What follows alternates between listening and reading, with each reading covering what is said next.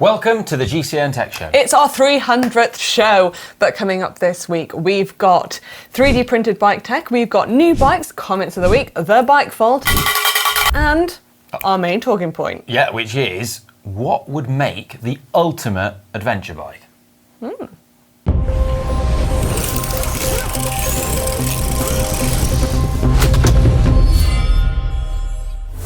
Okay, main talking point, thought experiment time. I've always fancied building the ultimate adventure bike. Something durable, rugged, dependable, practical, just like me. Good one, Ollie. But no, it needs to be something that is easily fixable. It doesn't need to be light, it doesn't need to be aero, doesn't need to be performance orientated. It just needs to work. I like it. Yeah, there's something really appealing about it.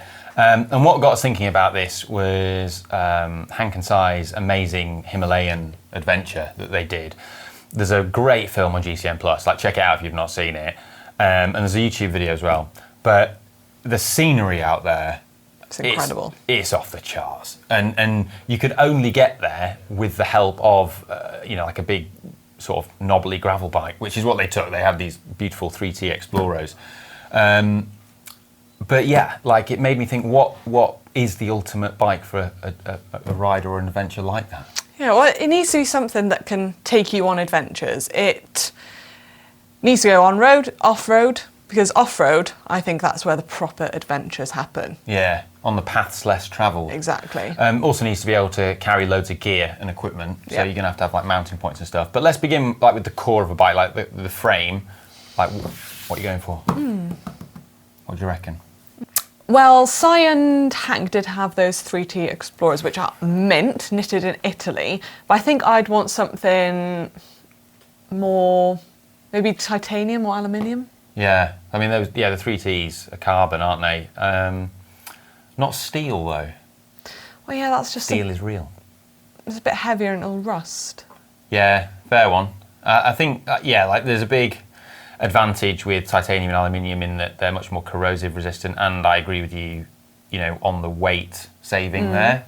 You don't want to make it any heavier than it needs to be.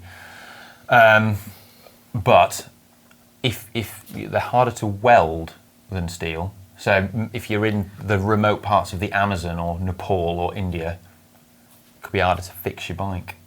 When have you ever been on a bike ride and you've needed to weld your bike back together? That just doesn't happen, and if it does, I think you've got bigger problems. Yeah, I'm with you there. I think titanium's great. I mean, the big thing is, it is a bit more corrosion resistant than aluminium. If you scratch aluminium, then it can still corrode away. Titanium won't. And it's got more like impact projection than carbon.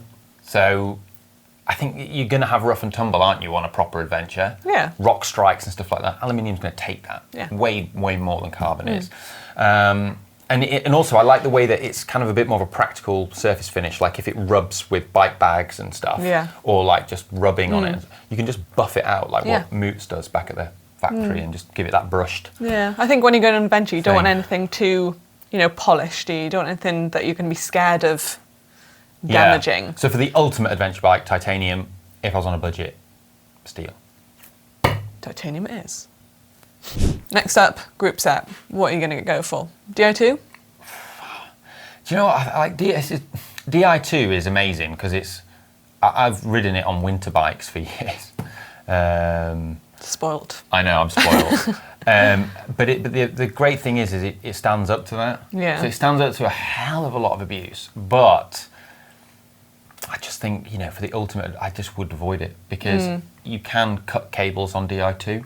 Yeah. And it's going to be a lot harder in remote places to find replacement parts for Di2 compared to just a normal bike cable or improvise a cable. Like you could probably do that more easily. Also, you'd have to worry about charging batteries. Yeah. I wouldn't go top tier components either.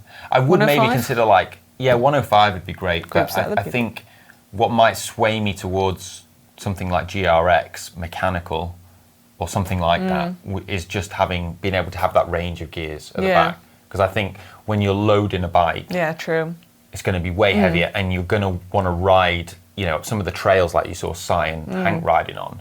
Like you want easy gears. Yeah, and if you're riding all day, you're not going to be wanting to go full gas. You're going to want to go a lot slower. Yeah, this isn't and just about spin your racing. legs. This is about enjoying the scenery and. Do you know how to do that?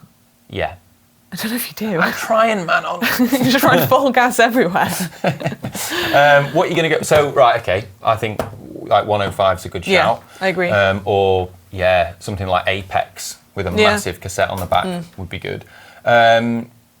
Fork, would you go like fixed fork or like a suspension fork with a lockout? Well, I'd be tempted to do suspension because a guy I was riding with not so long ago at a GCN event, Chris Hall, he had a suspension in his front fork, and he said it was like a road bike with a suspension, and he said it was like the best bike he'd ever ridden. So I think just to make it a bit more comfortable, you can take it a lot more places. I think I might go suspension. Yeah. What about you? I can see the appeal of that. I mean, like people in. Remember, this is a relaxed. Yeah, but like ride. when people have ridden around like like the Badlands race and stuff. Like I know Chris used a suspension fork on that, and a lot of people did, and they enjoy it much more. And when I think going and doing I know the Rift was like fast paced in Iceland, but like having some suspension on the fork made that much better. So yeah, I can see it. The only thing that I would worry about with suspension is you're increasing the amount of like mechanical complexity, and so you might want to. It's like more to go wrong. You know? Like. Do you just keep it simple? Yeah, I think it would. I think the fork. I think we can put like an asterisk there. It depends on where your adventure is. Yeah, I also tried. Because you can change forks. Yeah, I also tried these handlebars with a stem that had suspension in, so it had quite a bit of flex. So maybe even something like that. Yeah. I think it's like adventure dependent. Yeah. But tyres though, you want massive tyres, don't you? Knobbly. Surely, like big knobbly boys, Yeah. like 40 mil at least. Just roll over anything. Yeah, I would go with that because it still rolls all right, and you're not trying to race on the roads and stuff. You just want to get around. It still feels comfortable and good. I'm trying to think of what else we need to include. Wax chain, obviously. Obviously. Obsessed. Handlebars, drop bars, flat bars. I think drop bars. I think you've got lots of different options in terms of hand positions, and it's what we're used to. Yeah. Maybe I'd go a little bit wider. Maybe ones with a bit of a flare, just make it a bit more comfortable. Yeah. But definitely drop. I agree. I think drop bars the way to go. I would consider having tri-bars on there as well. If you're going on a long adventure. It's not a race. Yeah, good point.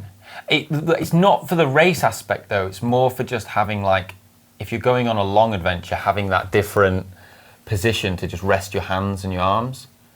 You know, like if you're doing like a Jenny Graham type thing. Yeah. And you're I mean, she was going for a world record around the world. Yeah, I know, but even then, I think it's like just being able to rest your hands on something. Only if it was super long, I would say that. And I would say not for the race aspect, just for the comfort. The comfort, resting your hands aspect. What about Dynamo Hub?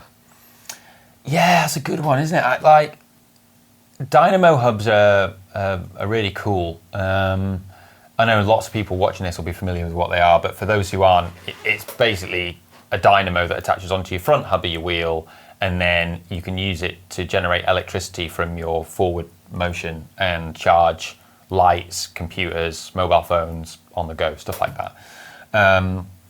Really, really useful, I think, if you're going off-grid. I think it depends what adventure you're going on. Yeah, because there are downsides to a Dynamo hub. Weight, cost, they aren't cheap. And they also make you less efficient. Like they don't give you that energy for free. That's more of like friction in your drivetrain kind of thing. That's like slowing you down a little bit. So that said, like people in the transcontinental race use them. So that they can charge things on the fly. Yeah. And that, like, winners of the Transcontinental have used them. But like you said, I think it depends on your adventure. Yeah. If you're going, like, truly off-grid into the Amazon or whatever, I'd be like, yeah, Dynamo hub. But if you're going somewhere where you're going to have civilization, you're going to have a plug socket in a cafe, or you're going to, do you know what I mean? Like, or if you're going to... Treat yourself to a hotel one night. Yeah. If you're going to only be out there for like 48 hours, then a power bank is probably going to keep you going on your phone and stuff. So yeah, adventure dependent, but for like ultimate adventure, Dynamo. Yeah. It's gonna have a Dynamo on it. Right. I think we're missing one thing, which is obviously the wheels. Yeah. What wheels are you going to choose, Ollie? I think I'd go bomb-proof, and to achieve that, because I'd go. I almost feel there's a bit of a gap in the market at the moment for this, because most wheels are performance orientated, and there's a lot of like carbon, aero, gravel, Fast, racy wheels, light. but they don't have like really high weight limits on them. Yeah. And they're all about weight and aero. So I think if you got something custom made, you could just go for like really strong aluminium box section rim, really high spoke count, really good like robust hubs, like some really good hubs in there, like a DT Swiss 240, something like that. Yeah. And then you have your Dynamo built into your front wheel as well. Wide and tubeless. I'd go tubeless at the start of my adventure, and then I would then carry tubes so that I can, if it fails and I need to, I can patch it and put the tubes in and stuff. But like, I'd start out tubeless just because it might save me a few punctures. They might fix themselves to begin with, which I'd be up for. Right, let's have a recap of our bike. We've got a titanium frame, we've got mechanical group set, we've got a Dynamo hub, we've got suspension fork. What else have we got? Custom wheels, high spoke count. Yeah, custom wheels, and We haven't mentioned brakes. we haven't mentioned brakes. It's got to be like I'd go. I know some people like the rim brake crew are going to go mad, but like I'd just go hydraulic disc with big rotors. Probably bigger rotors. I'd probably put bigger rotors on. I'd try and have 180s, to be honest. Yeah. For the ultimate adventure bike, because they're going to last longer, Yeah. and you need to be able to last on like a massive adventure potentially. And we were going for drop bars, weren't we? And another thing on the drop bars, I reckon you go round drop bars as well. Oh, so yeah, not good the shout. aero ones. And the seat posts as well, just so you can clamp Oh, you and can have a attach. dropper. You have a dropper post. Yeah. But I mean, Are we building a mountain bike? Suspension, dropper. basically are, yeah. It's just easier to attach stuff on and Yeah. easier to replace round bars and posts. Yeah, if definitely. they snapped or broke or whatever, like, yeah, it's going to be easy to replace them. You're not gonna Standard replace them bar in- and stem. Cable routing, like, Yeah. is easy to, well, semi-integrated, I'd say. But like, yeah. Well, there you go. That's as far as we've got with our discussion. We've probably forgotten something else, haven't we? Yeah, let us know in the comments what we've forgotten, and any other ideas that you've got for like the ultimate adventure bike. Keen to hear them. And if there's like enough interest in this, like the most super practical adventure bike ever, well, it's something that we could do on the channel if people want that. Like, good. it'd be great to build on, wouldn't it? Yeah. Oh, one more thing. I think it needs to not look too nice. So then when you're in the middle of nowhere, you're not going to be too bothered about leaving it places. Yeah, just not attracting attention. Yeah. If it's really flashy, you're right. Yeah. In some places, Have you gone? there could be unsavoury types. Don't want that. Even in Bristol, there's a lot of unsavoury types. It's now time for hot and spicy tech. What have we got first, Ollie? We've got more 3D printed titanium. It feels like every week there's something 3D printed titanium on set show. I think we are in a sort of a revolution of 3D printing. But Silca has brought out some mech hangers made in this way, and they're really cool. They're making them for a variety of different bikes at the moment. They've been more to come, I think. They've been used by World Tour teams, so EF, I believe, have been using them, and maybe some others as well. The advantage of them is that they're lighter than normal mech hanger, but also stronger. But you know, a mech hanger needs to be a sacrificial part so that your frame and that your rear mech doesn't get destroyed. So they still are a sacrificial part, like they will snap and snap off if required. But they are stronger when they need to be than a normal like soft aluminium one. So it means that your gears stay better indexed for longer is what That's Silca cool. say. So they're better. I think it's a cool idea. They look cool, save a bit of weight, so weight readings are going to be all over that. I quite want to try and get one from Yeah, I was going to say, I can see this on your bike very soon. Yeah. Anyway, next up in Hot Tech, we've got some custom bikes from the Big Red Spanish Bike Race. Ooh. Did you see Remco's custom bike? The SL8. Because he got the King of the Mountains jersey, the blue polka dots. Yeah, big fan of that one. Yeah, proper Very cool. nice. Would you, question is though, would you rather have that or the GC Cuss Velo S5? That's a tough one. Yeah. I think I might... pick one.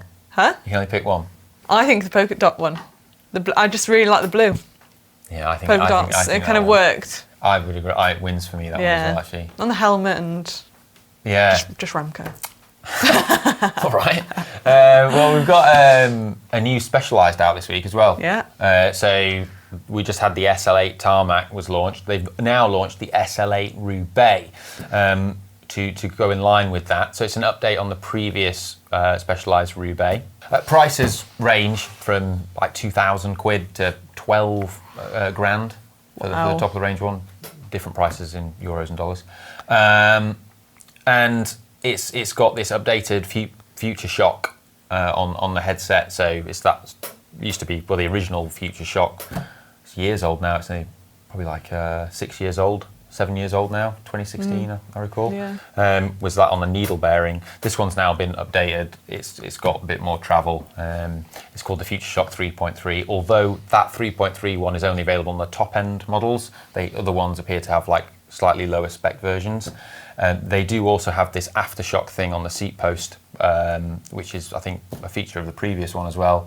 About 18 mil of travel on that. So it's got a bit of suspension at the front, bit of suspension at the back. But the biggest standout feature of it is the tyre clearance. They've banged it up to like 40 mil. It's massive. It's basically a gravel bike. Yeah, it is. It's basically a gravel bike now. Because it also has which is a feature of the Roubaix, like the relaxed geometry of compared to the tarmac. So shorter, higher at the front end. Very interesting. Yeah. You spotted something mental. Yes, not hot tech, but it's still pretty cool. So most of you know... I think it's hot tech. Ashton Lambie was racing the Earth Gravel Series race in Spain, and in the first few kilometres he basically unclipped and his foot went into his seat stay at the back. Not sure how it happened, and it basically snapped. So most people would see that and just be like, right, I'm going to DNF, going home. No, he found and kind of fixed it with a stick, some rope or like twine, some tape and a lot of zip ties. Yeah. And I mean, I'd see that and I wouldn't even know what to do. It's nuts, let alone isn't it? gather. Or he found the stick and the rope on the side of the road, and then he had the zip ties with him. But it's just mental that got him to the finish. You know what I'm going to say? If he'd had a steel bike, he could have just gone and welded it. I'm not sure he'd have done it in time and got back in the race. Could have just gone and welded his steel bike, couldn't he? Well. There you go. You've answered your own question from earlier on. When have you ever needed to fix... There you go. I haven't, but Ashton Lambie has. Of course that was going to happen, wasn't it? Anyway, fair play. Yeah, fair play, actually. Good bit of maintenance, roadside maintenance there. Yeah. More hot tech next week. Time now for comments of the week. First up, I've got this comment from Tertiary Eel 2066, who says, week 27 of asking for the UCI has no jurisdiction here t-shirt. It's got 139 likes, 10 replies.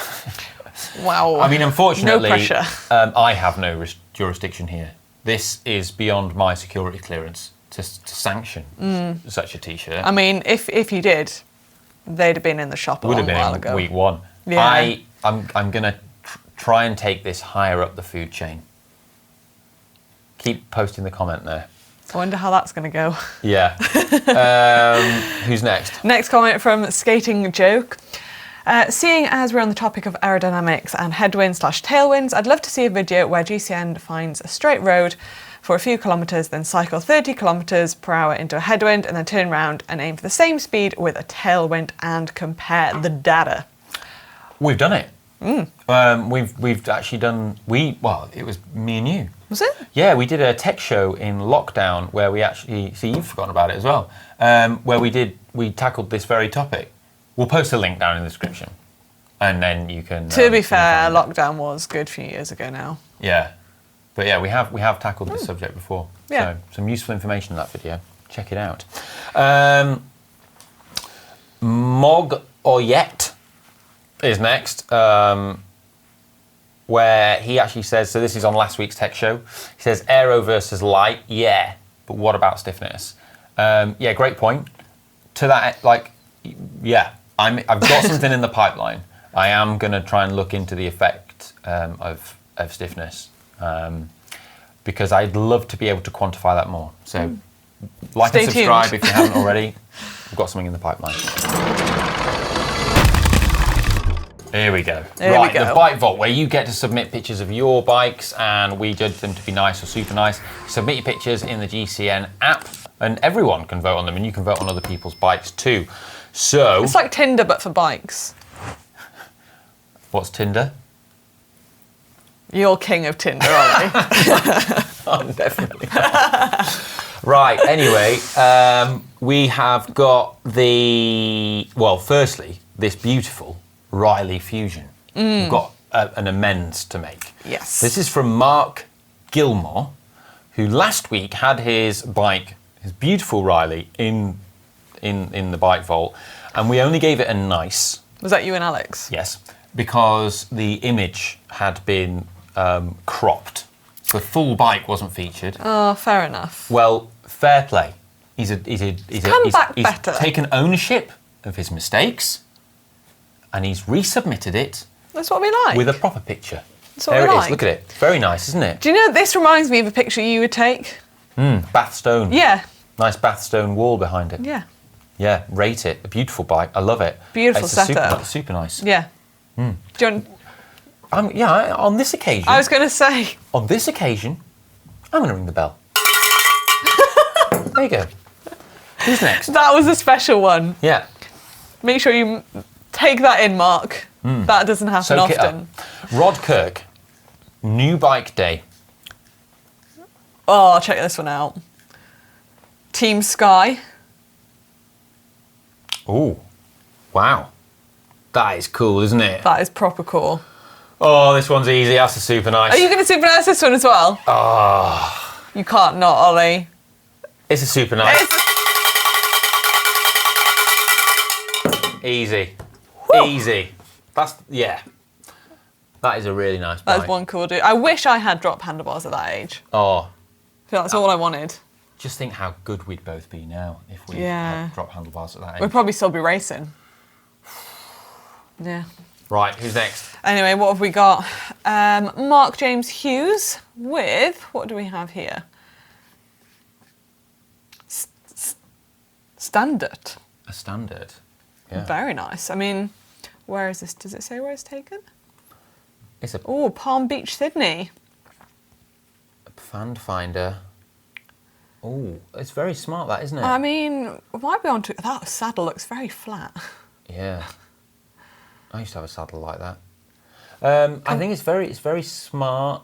Tan sidewalls, I like it. It's not in Biggie Smalls though, is it? No, but then Bit dirty. then the first one, you super nice, wasn't in Biggie Smalls. Wasn't going to say anything. No, about but that's allowed because it's a one by. So when it's one by, if you have the bike not in Biggie Smalls, the rear mech goes a weird angle, so we let that. We let it that slide. Okay. That's an acceptable way to present a one by. Okay. Apart from that, I'm going to go no. It's just a nice that one. it's definitely on the border. Yeah, nice. Okay, I don't want to. It's the I'll weird. go nice the too. front wheel's a bit of a jaunty angle because it's propped up weird.